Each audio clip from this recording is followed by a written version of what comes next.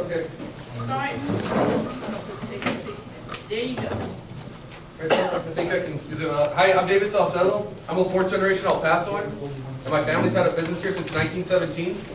We own the lock shop right here on Coca Street. Perhaps many of you are familiar with it. I myself am a product of Cathedral High School, and I went on to graduate from Notre Dame with a degree in accounting.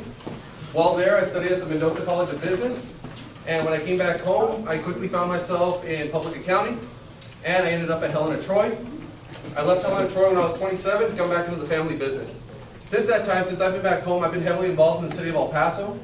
I sat on the board of directors for the Hispanic Chamber of Commerce. I was heavily involved with the Boys and Girls Club. I was part of the Museum of History. And most recently, I was part of the State Board of Nursing. In fact, I still am, which is the largest licensing board in the state of Texas. And look, why am I running? I'm running because El Paso needs a change. We're the 19th largest city in the United States. Do you guys know what number 18 is? Detroit. Do you guys know what 20 is? Seattle. We're in good company, but the lack of vision and leadership in this community has held us back. And that's why, is that my time? No. Okay. The lack of vision and leadership has held our community back. And we need to change. We need to start talking about prosperity. We need to start talking about wealth creation. Ladies and gentlemen, we are descendants from the world famous West Texas town of El Paso. It's time to start talking this way again. We are descendants of pioneers and trailblazers. Texas history factually begins in El Paso. We have a certain relevancy, and it's time to just win again. It's time for El Paso to just be what it is and own its rightful stake with relevancy in the United States. There's a lot of things that we need to do. Look, we have a police department that's completely decimated. Your pizza shows up faster to your house than the police department here in El Paso. And I'm the only candidate that's been endorsed by the police department and the sheriff's department. This is something that's very serious. Personally, I have I'm married. I have a 2-year-old beautiful little girl. I have a 7-month-old beautiful little girl. Time. I'm beyond blessed, and I need your vote. We will make history. They're going to announce their name first too, in case we don't remember. David Saucedo. Down in front. I'll answer these questions.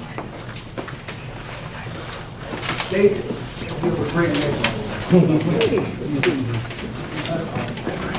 David, what have you done, contributions have you made specifically that qualifies you as mayor?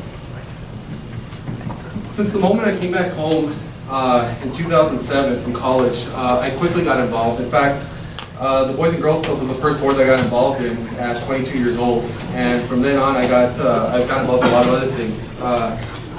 From then on, I got involved with the PDN group, the Paso Democrats group, and then that went into the Borderplex Alliance. I helped them there. We used to work on the Alternative Energy Task Force at the Paso Democrats group. And we used to, and look, I think this is the issue. And of course, I'm an appointee for, I'm a state official with the State Board of Nursing. So I've been involved, and I've thoroughly enjoyed representing the city of El Paso out in Austin and just in everything that I do.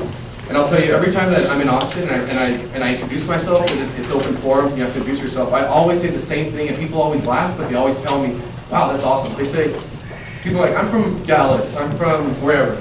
I always say, I'm David, I'm from the world famous West Texas town of El Paso. And people are like, wow, that's great. And they're like, you know, no one else from El Paso down here in Austin talks that way, the same way you do. And I said, you know, I have a lot of pride here in El Paso. And look, I have roots here in El Paso. I mean, my family business just turned 100 years old. That's not something that happens overnight. And being involved in the city of El Paso, I want to make El Paso better. I think one of the issues that I want to do here in the city of El Paso is I'm very critical of economic development.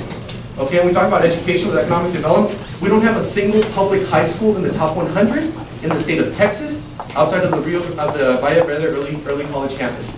Not one, but there's 20 in the Rio Grande Valley and one in the top 10 alone in Laredo. What are they doing differently than us? If we're going to talk about economic development and prosperity in the future, then yes, we need to align our educational initiatives and agendas, because we have a school district talking about STEM till they're blue in the face, and we don't have a single identifiable industry that can support that. These are the things I need to talk about. Also, we continue to import employment. People were critical of us 40, 50 years ago of a cheap garment town. I would make the argument that we're a little bit no different than we were then. We continue to have big out-of-town companies that come into El Paso that pay low-paying jobs, and the fruits of that labor get exported back out of town, and we continue to import employment. We're still only home to 2 publicly traded companies, one of which is a utility, which is about to ask you to raise their rates again. Out of over 3,000 counties in the United States, we're number 134 with the highest tax rate. We're in the top 4% highest tax counties with one of the lowest median incomes for a major city in the United States. Certainly, our unemployment rate is at 4%. That's fantastic. But when 44% of our workforce works for the government in one capacity or another, and 27% the next sector works in restaurant and retail, we have a problem. We have a problem. We're almost $2 billion in debt. We have no identifiable emerging industry. We have a problem. And we need to start talking about opportunity and prosperity. And the things that I've done in the city of El Paso have opened my eyes to this. There are good people here. There are good people here. However, you have people that our politicians know that 9 out of 10 people don't vote. In this election, only 35,000 people are going to vote, and we need to change that. We're asleep at the wheel. Thank you. Either continuing your public service or going into public service. You know, I've been doing it for a long time as a federal employee in public service. You have to have your heart in. I think on behalf of all people of El Paso and everyone in this room, we just ask all of you to make sure your heart's in it. You know, not just for the money or power, but the heart's in it that we want to think. So my first question is, sir, is how do you plan to establish and maintain a working relationship with other members of the city council? We see them on TV all the time, you know, working together. So how do you plan on doing that? I think right now we have a critical and important opportunity. We have not only an open seat for the mayor, we also have 4 seats that are coming up in city council. We have a real shot at changing the trajectory of the city. Look, we all want the same thing. In one different aspect or another, we want El Paso to be a better place, and we all have a different definition of what that is. I think the issue here in the city of El Paso with our current city council, and you saw the grades that they got in the newspaper the other day. I mean, they all got failing grades or Ds. The issue is that each district, I believe, has something special to give. And we need to have that conversation, and we need to let every single district win at something and be proud of something. Because what happens is, look, what's happening downtown, for example, with the arena, you got people in the Northeast that are pissed off about that. They're like, wait a second, why can't the arena come over here to Cohen Stadium, right? You got people in the Lower Valley that are screaming from the rooftops, hey, wait a second, when are you guys going to pave our streets? What's the problem out here? The issue that we need to have is we need to have a cultural buy-in. We need to have an awakening, if you will. And again, I go back to the statistic. When 9 out of 10 of us don't vote, and 55% of the vote comes from the west side, and then the second neighborhood, the second area that gets the highest voter turnout is the Cielo Vista area, etc. And then it starts to dwindle down. People always say, why does the west side get everything? Why is the west side so pretty? Why does the Lower Valley not get anything? That's wrong. That has to change. And it's not going to happen until we have someone that understands that each district needs to have something strong and positive, but we need to work together. We need to work together. And look, the problems at City Council are a microcosm of what happens in El Paso. There are a lot of civic organizations that come together and try and do great things. But it's like, you know what, I don't like that guy, so I'm going to do my own group. But yet the missions and the goals are the same. You know, some years ago, about 8 years ago, the Pfizer report came out, right? And they ripped the city a new one. They said, you know what? The efforts of the city are completely duplicitous. We all need to come together. The chambers of commerce should stop fighting.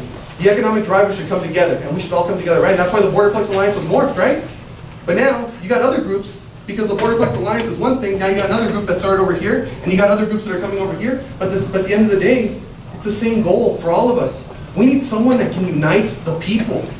Someone that's relatable. Someone that understands. Look, I'm no different than anybody else. I got a mortgage, I have a young family. We're one of the youngest cities in the United States. We have 200,000 people roughly under the age of 20. We're at a changing point. We can change the trajectory of our city if you have someone in city council that you can trust, that you know that will do the right things for the city of El Paso. Because look, I'm in it for the long haul. My family's here, your family's here, and I want prosperity for you and I and all of us, but it's not going to happen unless there's respect and we can come to the table together and get things done. And that's what we're going to do. Because there's too much on the line. These next 4 years are going to dictate the next 40 years for the city of El Paso.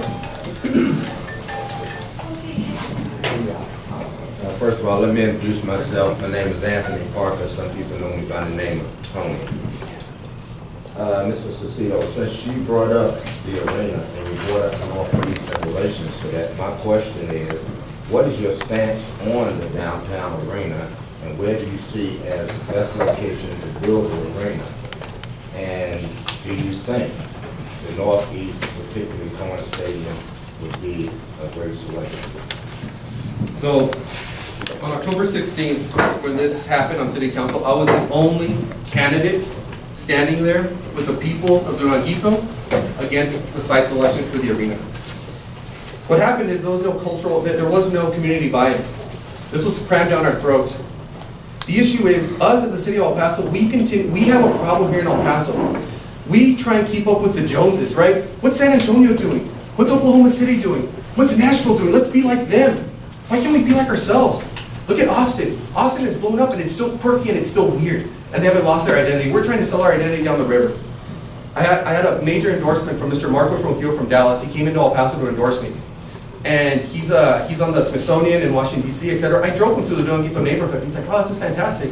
He's like, you know, Dallas is trying to do an arts district, a historic arts district, because we don't have a space to do it. And that's exactly what we're trying to do. And I said, well, you know what, this is what we're trying to blow up. He was blown away. He's like, I can't believe that this is what you guys are trying to do. Where should it be? Look, I'm not content. I think it should be downtown. I firmly believe it should be downtown. And I'm not happy the way it was handled with the rail yards. I believe it should be at the rail yards. I think it should be done there. There'll be a focal point. In fact, there's renderings. There was drawings from back in 2006 that showed it there. Those renderings are gone. There were other sites to put this arena. But I think, look, the gross irony here, the absolute disgusting irony is that you're going to displace, what kind of community are we? Where we displace the poorest amongst us for a tin box. Because what they sell us, they're showing us pictures of arenas that are cost almost $300 million. And they're telling us that that's what we're going to get here? It's a lie. It's a lie. And they're being exposed. They're being exposed. But think about this for a moment. You move the poorest amongst us, and right across the street, you're going to have the Mexican American Cultural Center honoring the exact people that you just kicked out. As a Catholic, as a Christian, I cannot tolerate that. And I've been against it. And look, in the Northeast needs help. I grew up in Mountain Park. Okay, that's where I'm from. I'm a product of the Northeast. I think Cohen Stadium has had a lot of issues, but you know what? There's a fantastic slate of candidates in District 4. I know that the people in District 4 are desperate for a change. And I think that's what's going to happen. Whoever wins District 4, I'm very excited to work with them because they need something. The Northeast needs something. I'm from there. I'm tired of being ignored. My parents still live in the Northeast. Got you covered, David. Thanks, Sam. But yeah, does that answer your question? Yeah, to a certain degree. Okay. So, yes, sir. That's it. Thank you.